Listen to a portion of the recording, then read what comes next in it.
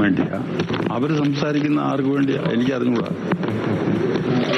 സംസാരിക്കുന്നതിലേക്ക് അതിന്റെ ശബ്ദമാണ് ഇപ്പോൾ കേൾക്കുന്നത്. ഐക്യത്തിലേക്ക് പെടുകയും പിന്നീട് വളരെ പെട്ടെന്ന് തന്നെ ഐക്യമില്ലാതായി പോയി ചെയ്തു. അപ്പോൾ ഈ വീണ്ടും അത്തരം ഒരു സാഹചര്യം തന്നെ ഉണ്ടാകും എന്നൊരു നിരീക്ഷണം ആ റിലീസിനകത്തുണ്ടായിരുന്നു. അതല്ല, ഇത് കാരണം ഉണ്ടായിട്ട് തന്നെയാണ് നമ്മൾ പറയുന്നത്. അത് ഞങ്ങളുണ്ടാക്കിയ കാരണമല്ല, അവർ തന്നെ ഉണ്ടാക്കിയ കാരണം. നിങ്ങളൊന്ന് ആലോചിച്ച് നോക്കിക്കോളൂ.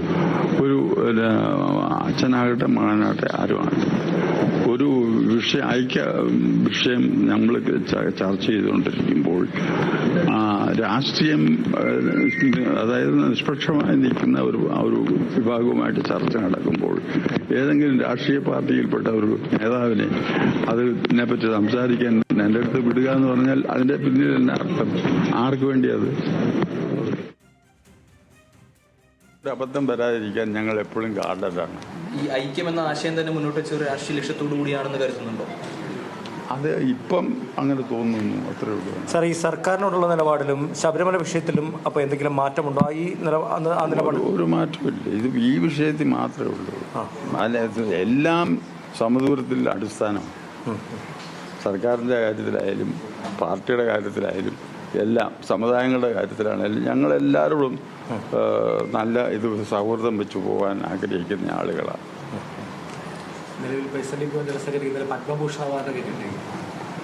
മന്നത്തിന് കിട്ടിയ അതേ നല്ല കാര്യം, അദ്ദേഹത്തിന് അങ്ങനെ കൊടുത്തെങ്കിൽ നല്ല കാര്യമാണ്.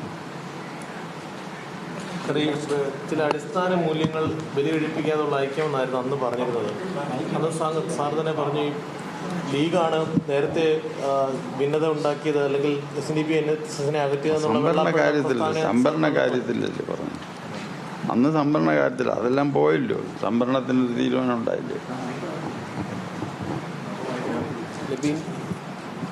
സൗഹൃദം തുടരും, എല്ലാവരുമായിട്ടും ഒരുപോലെ സൗഹൃദം തുടരും. എല്ലാ സമുദായ സംഘടനകളും മതസംഘടനകളും രാഷ്ട്രീയ പാർട്ടികളുമായിട്ടും എല്ലാം ചെയ്യുന്നു. പ്രതിപക്ഷ നേതാവിനെതിരെയായിരുന്നല്ലോ ചില കാര്യങ്ങളിൽ ഒരു ഐക്യം. ഞാനങ്ങനെ പറഞ്ഞിട്ടില്ലല്ലോ. നിങ്ങൾ അതെന്താ പറയുന്നത്? ഞാൻ പറഞ്ഞതെന്താ, അദ്ദേഹം എത്രയും പ്രായമുള്ള ഒരാളിനെ, ഒരു സമുദായ നേതാവിനെ ആവശ്യമില്ലാത്ത ഭാഷയിൽ ആരും വ്യാഖ്യാനിക്കുന്നത് ഏത് രാഷ്ട്രീയ നേതാവായാലും അത് തെറ്റാണെന്നാണ് പറഞ്ഞത്. ഏത് രാഷ്ട്രീയ നേതാവായാലും അത് തെറ്റാണെന്നാണ് പറഞ്ഞത്. വെള്ളാപ്പള്ളി മറ്റേ VD സതീശനാണെന്ന് ഞാനതിൽ പറഞ്ഞു. നിങ്ങളുടെ കയ്യിലുണ്ടല്ലോ ഇതെല്ലാം, എഴുതി തന്നതിനകത്തുണ്ട്, എല്ലാം ഉണ്ട്. ഞാൻ പിന്നെ കറക്ഷൻ കൊടുത്തതിനകത്ത് പറഞ്ഞു. എന്തിനാ ഞങ്ങൾ SNDP NSSുമായി ആലോചിക്കുന്നിടത്ത് മറുഭാഗത്ത് ഈ VD സതീശനെ കൊണ്ടുവരേണ്ട കാര്യം തന്നെ അയാളെ അങ്ങനെ വലുതാക്കേണ്ട കാര്യമില്ലാതെന്ന് ഞാൻ അന്നേരം പറഞ്ഞതാണ്. ഈ ഐക്യ പ്രഖ്യാപന നീക്കത്തിന് പിന്നിൽ കോൺഗ്രസിനെതിരെ CPMന്റെ ഒരു നീക്കം എന്ന തരത്തിലുള്ള രാഷ്ട്രീയ ചർച്ചകളൊക്കെ ഉണ്ടായിരുന്നു. അത് അങ്ങനെയൊക്കെ ഒരു ബോധ്യവും ഞാൻ അതിലൊന്നും ഇടപെടുകയില്ല. ഞാൻ അതിനകത്തൊന്നും പറയില്ല. സംസ്ഥാന സർക്കാരിനോടും രാഷ്ട്രീയ കാര്യം ഒന്നും ഞാൻ പറയില്ല. സംസ്ഥാന സർക്കാരിനോട് ശബരിമല വിഷയത്തിലും അതേ നിലപാട് തന്നെ തുടരുമോ? തീർച്ചയായിട്ടും. ഞങ്ങൾ ഇതുവരെ പറഞ്ഞിട്ടുള്ള കാര്യങ്ങളൊക്കെ അതേ പടി തരും. ഇത് അതൊരു രൂപത്തിൽ വന്നില്ലല്ലോ. അത് വരുമ്പോഴേ അങ്ങ് ചീറ്റിപ്പോയില്ലേ. ഒരു അടഞ്ഞ അധ്യായമാണ് ഇത് അടഞ്ഞ അധ്യായമാണ്, സംശയം.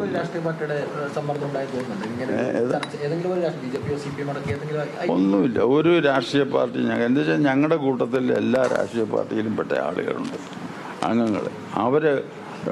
അവരുടെ രാഷ്ട്രീയത്തെക്കാൾ കൂടുതൽ അവരുടെ സംഘടനയെ സ്നേഹിക്കുന്നവരാണ്. അപ്പോൾ അവർക്കൊരു ബുദ്ധിമുട്ടുണ്ടാക്കുന്ന ഒരു സാഹചര്യം ഞങ്ങൾ ഉണ്ടാക്കരുത് എന്ന് കണ്ടിട്ടാണ് അതിങ്ങനെ പറയുന്നത്. SNDP ഒരു ഐക്യം എന്ന ആശയമായിട്ട് മുന്നോട്ട് വന്നതിൽ ഏതെങ്കിലും രാഷ്ട്രീയ പാർട്ടികളുടെ ഗൂഢാലോചനയോ അങ്ങനെ എന്തെങ്കിലും കരുതുന്നുണ്ടോ? എല്ലാം അറിഞ്ഞുകൂടാ, ഞങ്ങൾക്കറിവില്ല.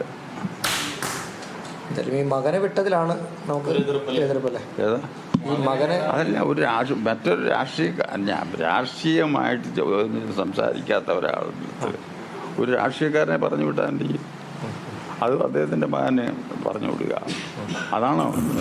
അത് പറഞ്ഞിട്ട് കുറച്ച് ദിവസമായി. കാരണം ഐക്യം എന്ന് പറഞ്ഞിട്ട് ഇപ്പോൾ കുറച്ച് ദിവസമായി. അതിനുശേഷം വരാതിരുന്ന അന്ന് ഉടനെ തന്നെ അറിയിച്ചിരുന്നു അദ്ദേഹം. അല്ല, അത് അവർ വരുന്നുമില്ലല്ലോ, ഇപ്പോഴും തീരുമാനം എടുത്ത് വന്നില്ലല്ലോ. അപ്പം ഇത് ഒരു എന്തോ ഒക്കെ ഒരു ഇത് എൻ്റെ പിന്നിലുണ്ട്. അത് ഞങ്ങൾ തിരിച്ചറിഞ്ഞു എന്നുള്ളതേ ഉള്ളൂ. അദ്ദേഹം നേരിട്ട് വന്നിരുന്നെങ്കിൽ പ്രശ്നമൊന്നും ഉണ്ടാവില്ലായിരുന്നു. അതെ, അല്ല, അത് അന്നേരം പറയാമായിരുന്നു. ഈ പ്രശ്നങ്ങൾ ഉണ്ടാകേണ്ട കാര്യങ്ങളുണ്ട്, അന്നും പ്രശ്നങ്ങളുണ്ടാകും. അതായത് ഇപ്പോൾ വെള്ളാപ്പള്ളി നേരിട്ട് വന്നുകൊണ്ട് ഞങ്ങൾ മാറ്റി വെച്ചു അതൊന്നുമില്ല. ഞങ്ങൾ പറയാനുള്ള കാര്യങ്ങൾ മൊത്തം നോക്കി പോയി. അതായത് ഒരു രാഷ്ട്രീയ പ്രസ്ഥാനത്തിന് തലപ്പത്തിരിക്കുന്ന ആൾ വരുന്നതാണ് ഈ ഒരു അതല്ല, ഒരു സമുദായത്തിൻ്റെ ഏത് സമുദായങ്ങൾ തമ്മിൽ ഐക്യം ഉദ്ദേശിക്കുന്നു ആ സമുദായത്തിൻ്റെ ഞങ്ങളല്ലല്ലോ ആവശ്യപ്പെട്ടത് വെള്ളാപ്പള്ളി നടച്ചനല്ലേ. അപ്പോൾ അതേ ബോർഡ് തീരുമാനം എടുത്തേച്ച് ഇതൊക്കെ ഞങ്ങളുടെ ഇങ്ങനെ തീരുമാനമുണ്ട്. ഇതൊരു രൂപരേഖ ഉണ്ടാക്കണ്ടേ, അല്ലാതെ ചുമ്മാ ഞങ്ങളവിടെ തീരുമാനിച്ചു ഇവിടെ തീരുമാനിച്ചു എന്ന് പറയാൻ പറ്റും. എന്തെല്ലാം കാര്യങ്ങളിൽ എന്തെല്ലാം നിലപാടുകൾ സ്വീകരിക്കും അതിനൊരു രൂപരേഖ വേണ്ടേ. അതൊന്നും ഇല്ലാതെ തന്നെ അങ്ങ് ബാക്കി എല്ലാം ആയി എന്ന് പറഞ്ഞാൽ എങ്ങനെ?